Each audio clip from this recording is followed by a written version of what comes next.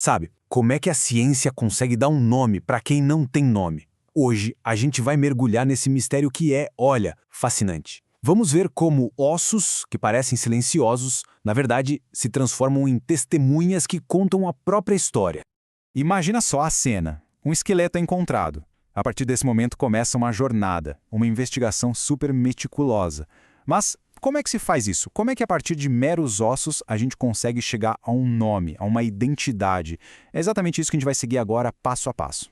Bom, para a gente resolver esse quebra-cabeça, primeiro a gente precisa entender as regras do jogo, né? Essa aqui é a base de tudo, a ciência da identificação. São os conceitos que vão guiar cada etapa dessa investigação. Então, vamos começar pelo básico. O que é identidade? Pensa nela como se fosse uma assinatura, sabe? Algo único. É a soma de todas as características de uma pessoa, as físicas, as biológicas, as que a gente adquire ao longo da vida. É o que faz com que alguém seja aquela pessoa e mais ninguém. E a identificação? Bom, aí já é ação. É o processo científico, super rigoroso, que pega essa assinatura única e transforma em prova. Uma prova concreta que estabelece sem nenhuma dúvida quem era aquela pessoa. E aqui tem um ponto que é super importante a gente entender a diferença. Reconhecimento não é a mesma coisa que identificação. Reconhecer é algo, digamos, subjetivo. É baseado na memória. É quando um parente olha e diz, eu conheço essa pessoa. Já a identificação é objetiva. É a ciência falando, olha, as provas técnicas confirmam que essa pessoa é quem dizem que é. Uma coisa é achar, outra é provar. Para a gente ver isso na prática, vamos fazer uma pequena viagem no tempo. Lá para 1889, um professor chamado Alexander Lacassagne, que foi um dos pioneiros da medicina legal, pegou um caso que parecia impossível. Um corpo encontrado perto de Lyon, na França, em um estado de decomposição tão avançado que era quase irreconhecível. E olha só que incrível o poder da observação. O Lacassagne não tinha nada da tecnologia que a gente tem hoje, mas só com um exame bem cuidadoso, ele conseguiu montar um perfil. Ele determinou que era um homem, estimou a altura, medindo os ossos longos, a idade pelo jeito que os dentes estavam gastos, e o mais impressionante de tudo, ele notou uma diferença nos ossos da perna que indicava que aquele homem mancava. Pura dedução. Foi essa investigação que fez o Lacassagne dizer aquela frase que ficou famosa. Ele sacou que, mesmo em silêncio, o corpo guarda todas as pistas que a gente precisa. É como ele dizia, né? O cadáver é a testemunha mais importante. É só saber como fazer as perguntas certas. Então, inspirados por pioneiros como Lacassagne, os peritos de hoje seguem um protocolo bem definido.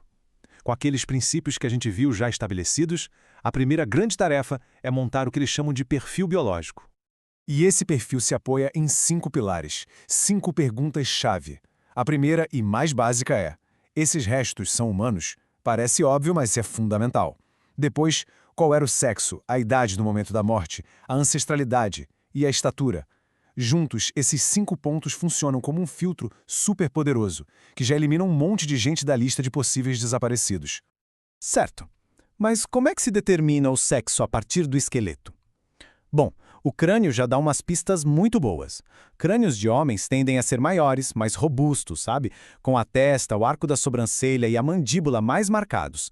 Já os crânios femininos geralmente são menores, mais delicados, mais lisos. Mas assim, o indicador mais confiável de todos é a pelve, o osso da bacia. Não tem erro. A pelve feminina tem uma estrutura diferente. Ela é mais larga, mais aberta, tudo isso por causa da função do parto. O ângulo subpúbico, por exemplo, é um detalhe bem claro. Nas mulheres, ele é mais aberto, em formato de U, e nos homens, mais fechado em forma de V. É a peça-chave para essa parte da análise. E para estimar a idade na hora da morte? Aí os métodos vão mudando dependendo da fase da vida. Se for uma criança, por exemplo, a sequência de nascimento dos dentes é um relógio biológico super preciso.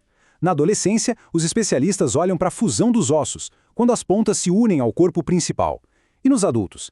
Aí se analisa o fechamento das suturas do crânio, aquelas linhas que a gente tem na cabeça. Elas vão se fechando com o tempo. É um método bom, mas a margem de erro já é um pouco maior. Beleza? Com o perfil biológico geral montado, sexo, idade, altura, a investigação vira quase uma caça ao tesouro. Agora o foco é nos detalhes, sabe? Naquelas marcas únicas que fazem um esqueleto ser diferente de todos os outros. E essa é a parte mais legal, porque o ponto crucial é exatamente este. Os nossos ossos são como um diário da nossa vida. Eles guardam registros de tudo, das fraturas que a gente teve, das doenças e até do tipo de trabalho que a pessoa fazia. E são esses marcadores individuais que podem levar a uma identificação definitiva. Uma fratura antiga que não cicatrizou direito, uma condição de nascença como a escoliose, ou, o que é muitas vezes o fator decisivo, o tratamento dentário. Obturações, implantes, coroas, tudo isso funciona quase como uma impressão digital. Se os investigadores encontrarem um prontuário dentário para comparar, pronto, o caso pode ser fechado.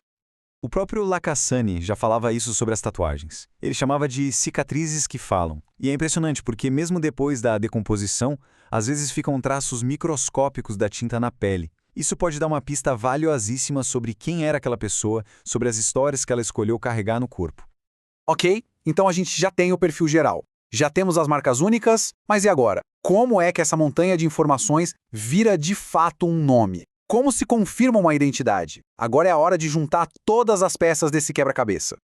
O processo é super metódico, segue uma sequência lógica. Primeiro, a recuperação e documentação cuidadosa de tudo que foi encontrado. Depois, se cria o perfil biológico para diminuir o campo de busca. Aí, a análise foca naquelas características únicas que a gente falou. Com esse dossiê completo em mãos, os investigadores partem para a análise comparativa. Eles cruzam todas essas informações com os registros de pessoas desaparecidas. E quando encontram uma correspondência, tipo um prontuário dentário que bate certinho com o que eles viram nos ossos, aí sim, temos uma identificação positiva.